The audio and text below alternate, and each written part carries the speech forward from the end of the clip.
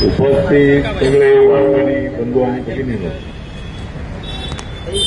मराठवाड्यातल्या शेतकऱ्यांवर अतिवृष्टीमुळे कोसळून आलेला आहे पावसा. मराठवाड्यातल्या शेतकऱ्यांवर अतिवृष्टीमुळे कोसळून आलेला हे भाका आणि त्यांना मदत करण्यासाठी धावून आलेले आहेत विठ्ठल पाटील काका.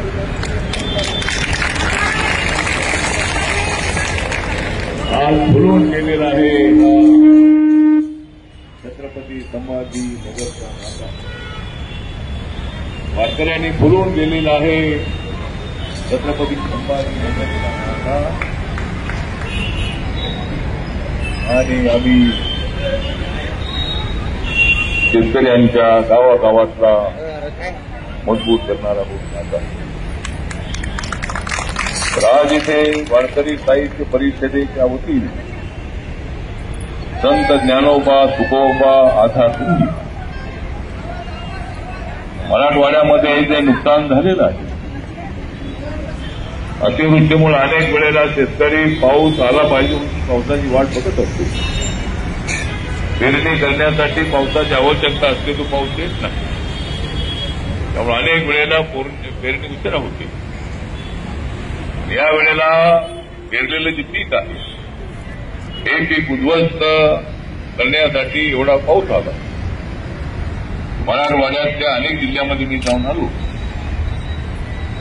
आणि मध्यंतरी मी धाराशिव, बीड, जालना, छत्रपती संभाजीनगर या जिल्ह्यांचा दौरा मी केला आणि शेतकऱ्यांची पिकं उद्ध्वस्त झालेली पाहिल्यानंतर मन एकदम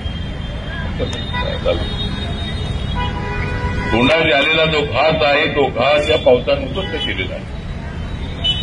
अनेक ठिकाणी नद्यांना पूर आला.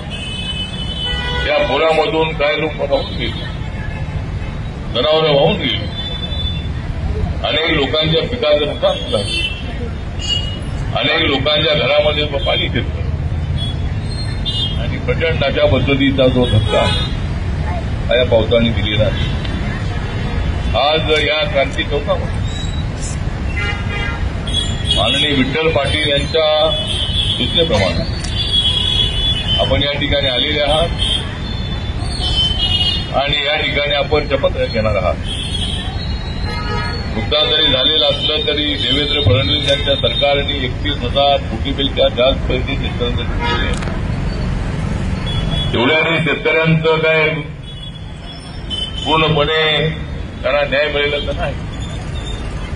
राज्य सरकारने तरी सुद्धा हेक्टरी काही रक्कम जाहीर केलेली आहे.